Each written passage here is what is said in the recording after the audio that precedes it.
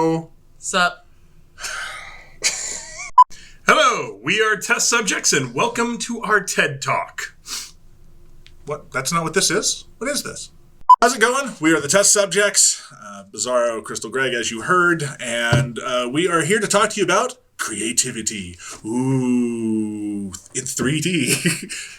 All right. I think you gotta pay extra for that. Yeah, okay, never mind. Fine. 2D it is. While there is no formula for being creative, I can't hand you a pamphlet and you're creative. There are ways to get your brain thinking at right angles. We're here to give you tips, advice from our unique perspective as performers. We are all, up until 3 months ago, performing magicians. Not magicians at the moment, Yeah, but fingers at the crossed. moment, we're Magicians all- will still be a profession, yeah. Good job. Right now we're all welfare children. But besides that, We're going to give you kind of bullet points. We're going to give you things to think about, little exercises, things that will help you think at right angles. Yes, there are no lessons to teach you creativity, but we are going to give you this lesson in creativity. Right, so let's start off with our first little tidbit here for you. If you give the audience a little bit of truth, they believe a great big lie.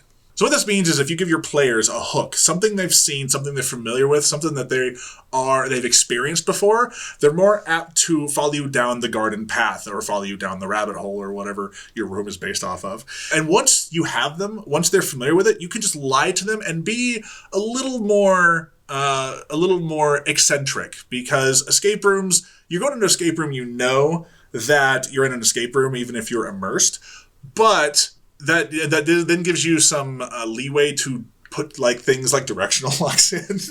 well, you should probably not. But I talk about Disney a lot because Disney is probably the master of setting up a scene before you even go in. Like Haunted Mansion, before you even get into the Haunted Mansion, you walk through a little graveyard, you then see the house, you see the room, and then you're in a waiting room that is already eerily themed before you've seen any special effects they put on. So you're a little more excited. So when you see the ghost on a stick later on, you're not as mad because you've bought into the whole experience. Where if you just go into a haunted house and you see a ghost on a stick, it's not going to do anything for you. So one of the things that annoys us, and part of the reason we got together to do this, is there are certain locks and puzzles that make no sense in rooms. If you go into an Egyptian-themed room and you see a directional master lock in that room that supposedly had been sealed off for 1,000 years, that's going to pull you out of the room. But if you can somehow give that lock a reason to be there, you can have the skeleton of an archaeologist from 20 years ago who managed to get as far as you did, had his supplies locked up, and he happened to use a directional lock. Right. Now it makes sense as opposed to putting it on King Tut's tomb, keeping him inside with a weird riddle about north, south, east, and west. You're more forgiven with weird puzzles if the audience is into it, or you give it, like I said, a reason, right? And that's something we're going to talk about later, is having the props exist for a reason and stuff like that. But how do you solve that problem? Because sometimes a lot of locks, I think, are problems that require solutions, not solutions that require problems. Right. Yeah. Yeah. And that's one of the problems with a lot of padlocks, word locks, and directional locks and things like that. So how do you get around that? So let's say you find a weird lock in a room and there's a piece of paper with it. And let's say it's some sort of like mad scientist. And he says, I've invented a lock that nobody has ever seen before, so nobody can steal my ideas. And that's how... You have to do it in that You have to do it in exact that voice, too. You can justify, if you give the audience a little truth, they'll believe this ridiculous lie. Question everything. Why? Exactly. Last time I went looking for a new escape room to do in a new area I was doing an internet search, and I found 4 Sherlock rooms, 5 Egyptian rooms, 3 jailbreak rooms, 6 heist rooms. Listen, we're not saying these are bad rooms to have, it's just there's other options. And you can have those rooms, but make them different. Why is your Egyptian room going to stand out from the other Egyptian room within the tri-state area? Their mummy cost more. You can combine genres to not only now make more puzzles make sense, but to make it interesting. Like now you've gotten to the Egyptian room, and now your Egyptian room blends into an alien room. So once they go through the sarcophagus, they've now entered an alien spaceship that you had no idea they were going to go into, and your story makes sense. And it also surprises the players. That's one thing that we're very big on is very, very much M. Night Shyamalan kind of stuff. They don't want the game to end in the room they start in. They always want a second room, or at least like a secret passageway, something like that. It's kind of the same with the theme. If they start off in the same theme that they started off with, they're not having as good of a time. Gotta surprise them. Shake it up. You can play with that. I'm going to stick to Sherlock because heck, everybody has done it. You also like Sherlock. I like Sherlock a lot. Yeah. But you can go down that Sherlock path and give them something they have expected, they've seen before. They're like, oh, we've seen this. And then add that huge twist to it. Maybe the next room is steampunk time travel. Maybe the next room is aliens. Maybe the next room is... it wasn't Sherlock all along. You're actually helping out Moriarty the whole time, and you're killing Sherlock. Let's say your Egyptian room is okay. They go to another Egyptian room. They said, oh, we've done an Egyptian room. It was okay. They go to another one and go, oh my God, this one is way better than another Egyptian room. We would never tell anybody to go to the other one. We would tell them to go to this one. But if you're the only room like yours that exists or they're likely going to play, then they can only heap praise onto your original, interesting, creative room. Right. Look for those moments where you can stand out in a genre right now that is filled with a lot of very similar themes. Sherlock Holmes in space with pirates. I would do that. One of the other things is if you see a puzzle being done and you look at it and go, wow, this is great. How can I do my own version of it? That's a question you can ask yourself. And there's people I know who don't want to go in to do a lot of other people's rooms because they don't want to be biased or have an idea to come to them because they saw it somewhere else but forgot where they saw it. They're afraid of copying or something like that. Now, there's a great book, Austin Kleon, called Steal Like an Artist. Steal is the wrong word. It's be inspired by it. Take inspiration from. Don't copy it. Be inspired by it. Look at something and go, this is a great premise. Let's look at the roots of it. How can I do something like this that is not this? A good example is you go to a room and maybe something happened in a way you had never seen before, but you are aware of the technology that made that happen. So you're now inspired to create something similar in a room you have. What it comes down to is just questioning why does everybody doing this? How do I do it better? How do I do it different? Why has this been done this way so much? And why isn't it being done this way? And there's nothing wrong with getting inspiration from someone else's room as long as you're not just copying it out. Right. Take that inspiration and then make it your own. Evolution is what happens when questions are asked. That's how things change. Because somebody goes, why are we still doing this way? There must be a better way, and they find a way to do it. There's got to be a better way. Be the better way. Yeah. The next thing is restrict yourself. And what this means is you want to place restrictions upon yourself when you create. And for escape rooms, it's generally figuring out the story first and then building within a frame, trying to figure out where the boundaries are and not going outside of those boundaries. Two of the biggest restrictions are time and money. Time and money. Some of the best stuff was made by those restrictions. If you look at what Lucas did with the original Star Wars movies, the reason people tend to think of those as some of the best is because those are the ones he had to work under the most restrictions with. Like you're going to offend somebody by saying the sequels sucked. Yes. All right. So Jar Jar was the best thing that ever happened. No. That's true. He had to invent technology that didn't exist, but there were these restrictions in place because of it. Another good example is Kevin Smith. When he made the first Clerks movie, he had $8,000. I could be wrong on that. Go on the internet. Tell me I'm wrong. I don't know what the exact number was. They filmed it in if you haven't seen the first Clerks movie, go watch it. He filmed it in the 7-Eleven type store after they were closed at night because he had no money. He had access to it. He worked under restrictions, and that took off. Sometimes restrictions... It doesn't always work out that way. Well, and the best way to kind of have this restriction is do what we do, which is start with the story, figure out your beginning, your middle, your end, and now you build within that story and let the puzzles drive the story drive the puzzles. Don't just stick a puzzle in because you bought it from China. And why do you do it that way? Because everything ends up way cooler. You want to know what story your players are going through from beginning to end, and then you come up with the things that make that happen, as opposed to, I've got all these cool puzzles I bought, how do I just fit them in randomly to these things? And then your story's not cohesive. Your players say, oh, that was great. And then they walk out and go, man, that didn't make a lot of sense. Is the difference between a great escape room game and an immersive escape room? This isn't just for writing your rooms either. This is for the props you make. We were putting a room together and we needed one more puzzle. We had an item that needed to be put in a box, right, essentially.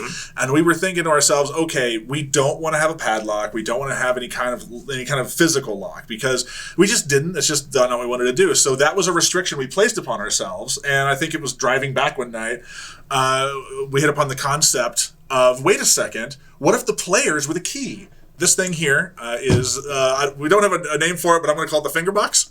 I don't know if that's the name we want to say. You'll notice there are little dots here. Now, this is not how it would have been in the room. This is actually a prototype. We ended up not even needing this, so we just kind of have this laying around. We'll use it one day. This actually demonstrates a really good point of what we're saying, though. We came up with a cool puzzle. It didn't actually fit the room we were trying to tell the story in, so now this puzzle is waiting for the proper story, as opposed to we spent the time and money to do it, we're just going to shove it in there because we don't want to waste. A bunch of you people would have this in your room. It doesn't fit in your room. Just calm down. It's calm. The player, there would be a bunch of different symbols along the thing here, and the players would have to figure out the proper symbols, because when you reach inside, you feel like a mechanism, but you don't know which one is which. So we're going to do that for you right now. So I'm going to do this. So there's that. All right, now somebody, we got to lift the lid here. Go on.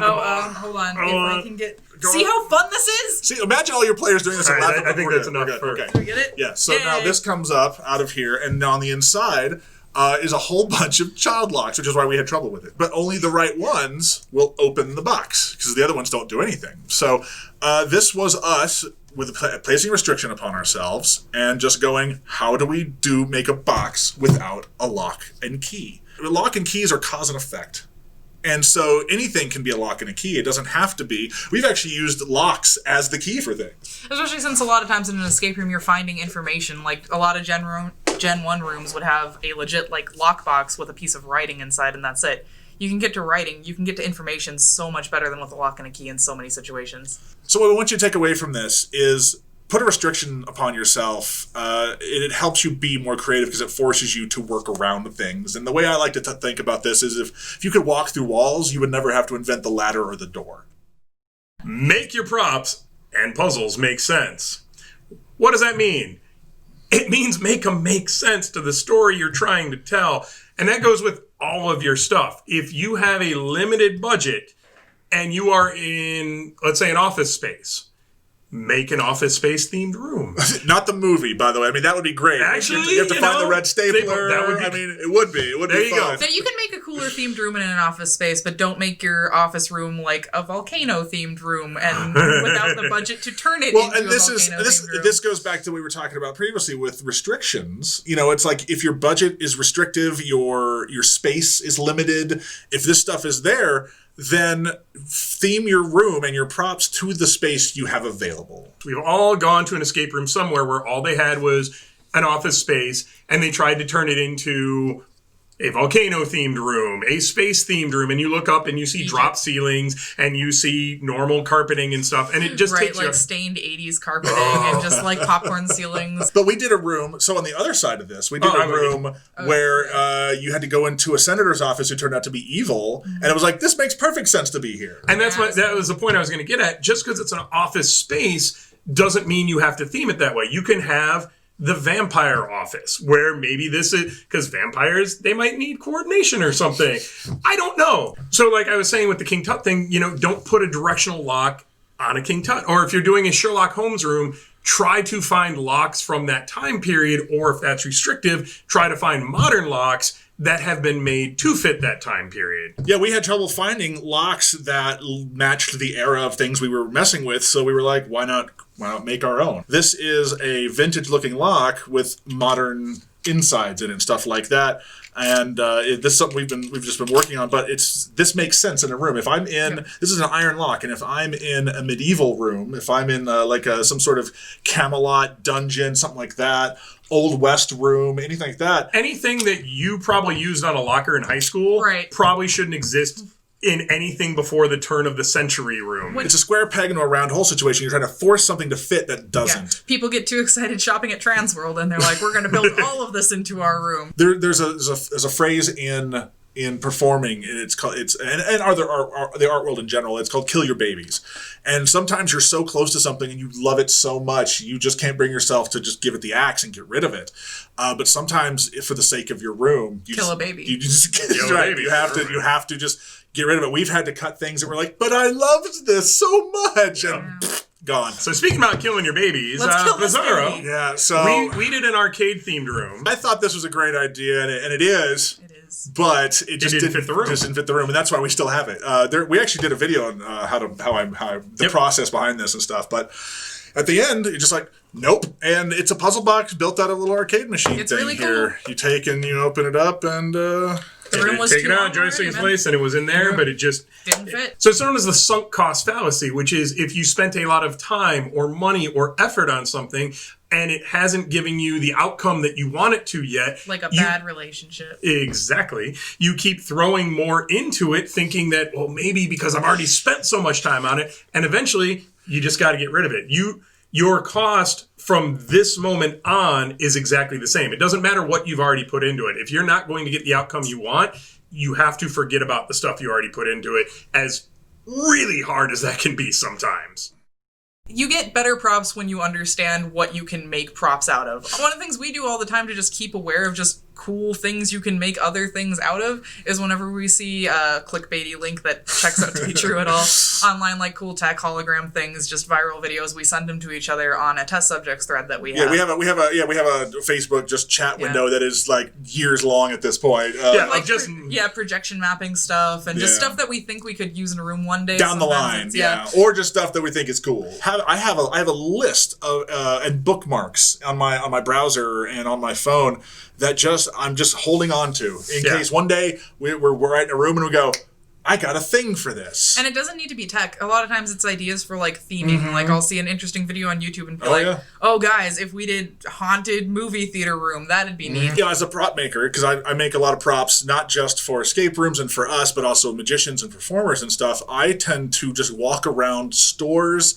all sorts of stores. I will walk up and down every aisle of an art This show. In a long black trench coat, staring at you in the eye. Yeah, there's nothing weird about it. Where's all your wrenches? I go into stores that I actually have no business in, like sporting goods stores. You have no business in any store. There's all sorts of cool stuff in stores that you would never go into. Like I have found things in sporting goods stores, fishing stores. I found stuff all over the place. Other countries just wandering around. This laser gun that we made is made out of PVC pipe, an oscillating fan, a flower pot from IKEA, I believe. LED lights in PVC tubing that had been frosted. Oh yeah, frosted PVC tubing. We had the clear ball in the end, which you'll see there. Is we got one of those fire and ice lights that they sell around Halloween. So you had this like glowing, circling, neat, like undulating light coming out of the back of it. Yep. But this is something we've talked about, how like the Death Star and the Millennium Falcon and other things were made out of just last minute stuff. Yeah. Right. You said it was like the Death Star was all model kits? It was all model kit parts that they basically, battleships, things like that, that were never put together. They just glued them on in the sections they liked. Mystery Science Theater, that planet is just the Satellite of Love, the ship itself is just random stuff stuck to it. The lightsabers, those were originally photo tubes of some sort. They were the arm of a flash camera. The communicator they used was a lady chic razor that they then glued a couple extra things onto because it had a futuristic. Some of the weapons in Men in Black actually were dollar store toy. The cricket gun was a dollar store toy that they spray painted silver, if I'm not mistaken. I mean, we made a portal gun. We modified a water gun to be a portal gun. It had this translucent tube on it, so we put lights in there, so when it fired, it lit up and stuff. We have a see-through, I think it's a plexiglass suitcase, that we think looks cool and might turn into a puzzle someday. That it definitely will fit a room. We just don't know when yet. Yeah, so don't know what we want to do with if you see something that inspires you, waste money on it. Waste money. Or take photos of it. Like I have so many photos from IKEA of just things going, you know, it'd be cool if we did this with this one day. This isn't just, building props. This is the tools to make the stuff with. Like we We had a whole video on this talking about the power mag 1 million or whatever it's called. It's to run wires through walls, and we could not have done room builds without this thing. But I've happened upon it by just random internet surfing one day. Yep. When you can, get out of your house and just go look at stuff, because you'll be surprised what inspires creativity. More automation means less options. And what this means is you're limited by the tech you use, because all tech has a limitation of some sorts, and there's only so many kinds of puzzles. You can kind of break it down into different stuff. It's like this is a lock, this is a search and find, this is a time suck. There's only so many different kinds of puzzles that are out there. Automation, while great, and having things happen on their own, which is especially good if your employees are idiots, or if you can't be there yourself to oversee things, that it's fine, but you limit your options to be creative and make interesting rooms. You remove a spontaneity that you can have. If everything is automated, everything will happen the right way. And if you've got, $7 an hour employees that can't be trusted or don't have the acting ability or don't have the timing, maybe that's perfect for you. But if you can afford to have less automation, you can create unique moments for each group's in the time frame that you want to create them in. So one of the things we did, we were asked to kind of make a scary room, a spooky room. But they wanted things to happen, when people were in certain areas. But the problem is if you put sensors into an area, and somebody goes into this area and something triggers, like let's say you have a statue, the head turns and looks at them or something like that. What's going to happen is that because you have no control over that, the players are going to go, oh, come here, check this out, look at this. Or worse, and they trigger it. They trigger it over and over and over again, and it loses its effectiveness, right? We made a two-way, basically a ghost mirror, essentially. Right, so it looked like a mirror on the wall. Right. And we'll show you photos and video of it here. They had a button in the back to activate the light to make the ghost face appear. Right. And so they could do it at the proper time. When someone's looking around, they're looking for a clue, they could do it, and they get a great little jump scare, and they'd be like, here, come here, you got to see this. And now everybody thinks they're crazy. So when the guy comes back, basically he would activate it again, and then when he get his friends over again, he wouldn't activate it anymore. Right.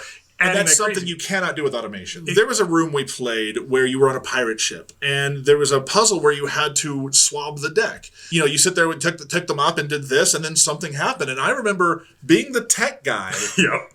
I was sitting there going, all right, how? He was searching through that. He's looking for motion sensors. Right. I was like, wait a second. I mean, and so at the end, when we talked to the owner, because he was the one running the room, I said, what triggered that? He goes, oh, that was me. And I went, I should have known. Some puzzles, you can see how they work. And so once they happen, you can look and go, oh, I see the mag lock, I see I see whatever. Right.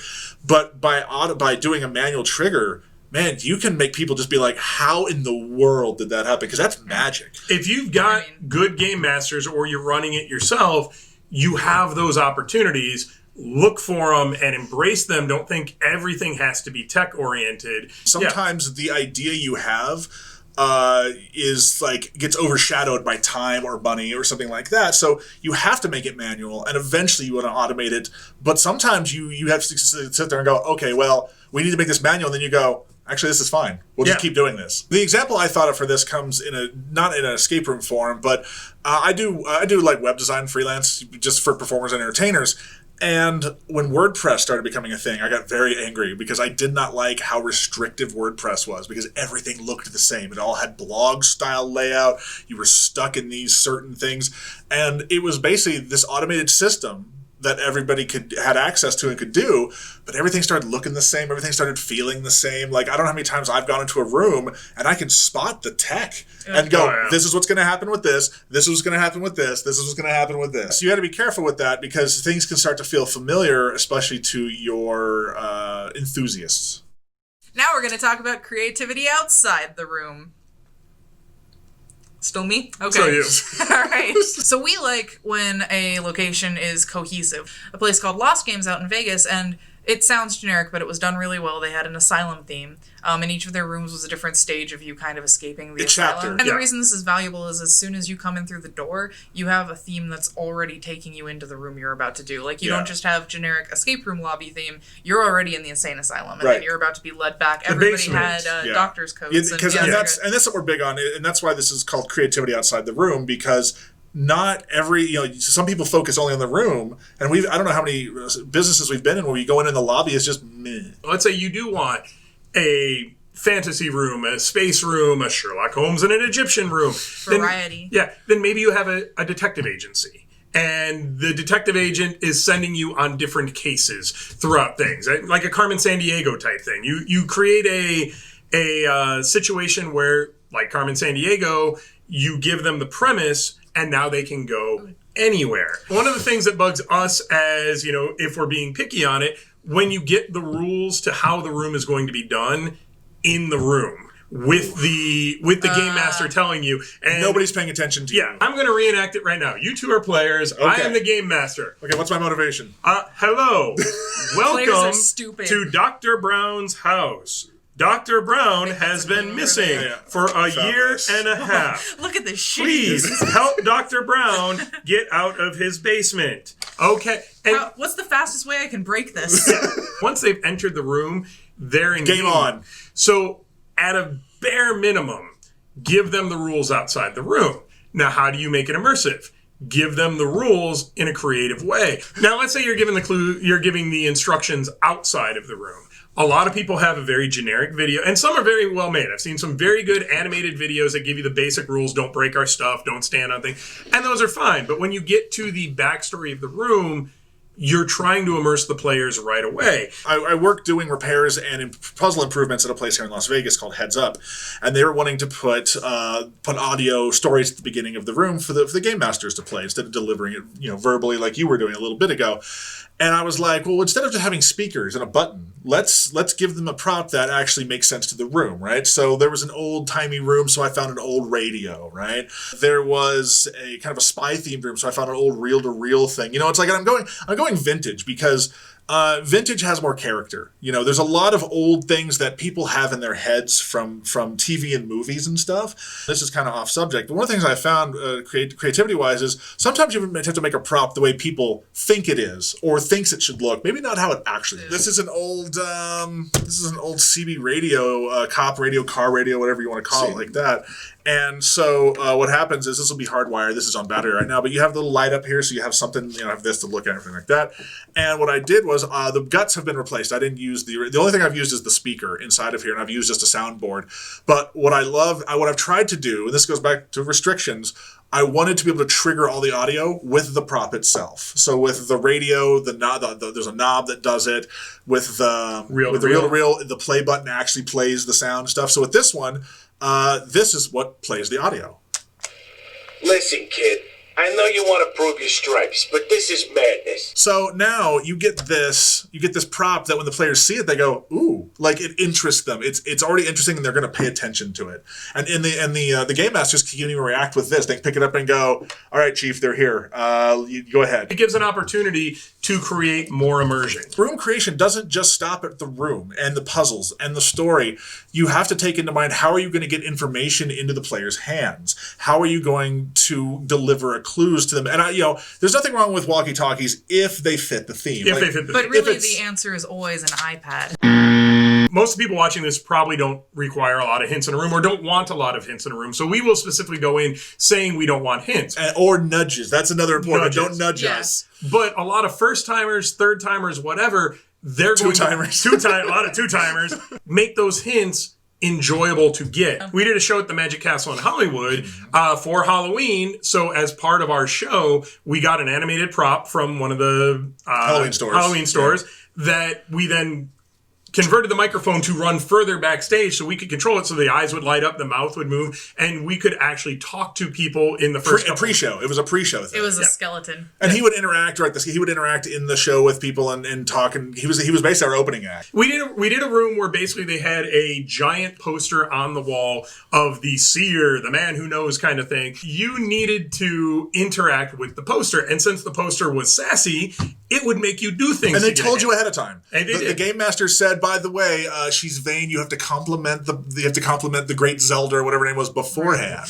And she would make you she would make the boys do push-ups or pose for her. Yeah. And stuff and it was great because you sit there and go, oh, Madam Zelda, you're looking lovely today. And she's like, oh, thank you, or whatever. We did a room up in Reno that is magic themed because we're stereotypes. And And so what we did is we created a little bunny puppet. That's where the speaker was to get the clues. And to get a clue, you had to find a carrot in the room and give it to the bunny. And then yeah, because if you ask the bunny for a hint, he's like, "Oh, feed me." And so you find carrots and you feed him, and he go like, "Okay, well, have you tried this?" You know. And here's something that just to help out with also, spend the extra money on cameras with microphones, or put microphones in your room. I've been behind the scenes of a handful of rooms where you can't hear them unless they contact you, and you have no idea what's going on. You have to guess what they're doing.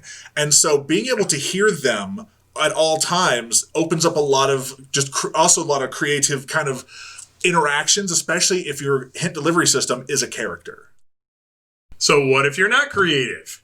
Then hire creative. Maybe you want a woodworking prop and you don't know how to do it, so you actually hire a carpenter to do it. Stop trying to YouTube your crap, man. There's places like Etsy where you can get like things laser cut, CNC. You can get things made the way, if you don't have the right tools or you don't know how to use them, I mean, or you don't want to learn to use them. If you're just like, hey, I got to get this done and I don't have time, we open in a week, I don't have time to learn this. Too many escape room owners are just like, oh my God, my escape room, my baby, and they feel like they need to do everything for it even if they have the money to. Don't. So, like, we've seen people who had no background in set design, entertainment, any of this stuff. They had normal jobs their whole life. They decided to open an escape room. All of a sudden, their set design is amazing. And you're like, wow, I'm actually impressed. Another one, and this is my biggest pet peeve, is if you were going to do a video with actors... Stop using your girlfriend. Yeah, I don't care if she's pretty, she can't act. That's... I would apologize for her, but it won't do any good. You're not really here. I'm bored. I'm lonely.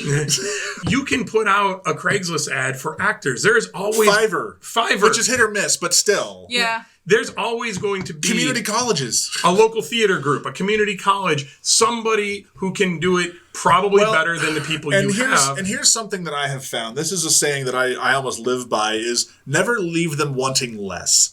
When you make a video or something, or an audio or something like that, especially video, keep it mysterious. Like, leave them in the shadows, put something in heavy shadowing or even like behind frosted glass. Don't give them too much detail, because unless you can light it right, unless you can do theatrical stuff very well, maybe less is more. You think that you can do voices until you hire a professional voiceover person and go, oh wow. I guess it's like, oh, it's voice acting. Yeah. Right. Hire voice actors. We're very fortunate because we know voice actors, so we actually can reach out to them and have them do stuff for us. Now, obviously, not everybody watching this will have that ability, but they exist. They're actually, you do, because internet. They can come to you. Okay, so here's something interesting. Did you know there's an app called Cameo? And you can hire actors for like $150 to record stuff for you. Yeah, you could actually have right now Penn from Penn and Teller do the opening for you. You can have Gilbert Godfrey do the voiceover for you. You know why? Expensive. Because COVID times. Take advantage of it. They're all broke. Well, there's lots of cheap ones out there anyway. Right. So it's not all famous actors, so you can still get an actor. Yeah. There are ways to get people to professionally do the voices, the acting, or the set design, the things that you're not the greatest at. And there are businesses out there that hire turnkey rooms for that reason. When you buy a turnkey room from Russia or from somebody, whoever you hire it from, what you do is change it up. Make it your own. Get a hold of it and go, okay, this is the starting base. Don't just take what you're handed to go, well, this is it. This is all we need. Think of the pre-purchased rooms as like a Lego set, where yes, you could build the Star Destroyer exactly as the instructions say, but maybe you want, I don't know, a pool party on your Star Destroyer over here, and maybe you just take out, the Emperor's Chamber and you can turn it into a hot tub. I can show you. I'll show you when we get home. That's a weird threat. That is a weird threat. Take those things and build on them. Make them your own. So if somebody does your room in Seattle and then they go on vacation in New York and they do a similar one, it won't be the exact same room because you customized it to you. Yeah, squeeze out whatever little drops of creativity you can get out of there. Just toss them right in. We can cut that part. So hopefully some of these ideas have helped you guys be more creative or will inspire you to be more creative down the line. I know this talk was a little different. It was not what you're maybe used to when you see a talk like this, but we're not the kind of people you're not used to seeing probably either. Yeah, we hope this helps figure out the unique things that you can do to stand out. The things that will set you apart from anybody else in your area and keep people coming back to your rooms. We want to thank David, Lisa, and all of the Recon, everybody who's been involved, all the speakers, all the hosts, everybody who's doing all this, for helping get this information into your hands. Anything we can do to make the industry better, I think we all agree is the end goal for everyone. I think escape rooms are the epitome of the phrase, a rising tide raises all ships. So we hope your ship rises.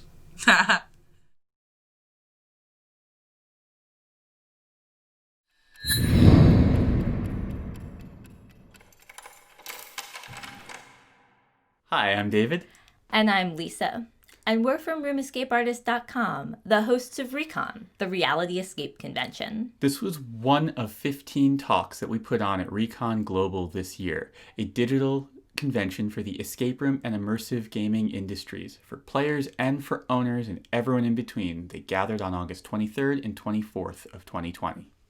We're releasing all 15 of these talks about once a week over the coming months so that they'll be accessible to you. To find them, you subscribe here to the Room Escape Artist YouTube channel. And if you're interested in more information about Recon, go to realityescapecon.com and subscribe to the newsletter. We put on Recon completely for free because we didn't want there to be financial barriers. We are, however, supported by our Patreons, and so we're thankful to those who are already supporting us. And if you have the ability to support us right now, and you want to, and you like what we're doing, we would really appreciate it. People who back us get early access to these videos along with a whole bunch of other perks. That is the Room Escape Artist Patreon page. And if you're enjoying these videos and this industry, please support the creators in the space. Play their games in person or virtually. They're doing so many innovative things right now, and we hope that you'll enjoy those. Thank you very much. We'll see you on the next video.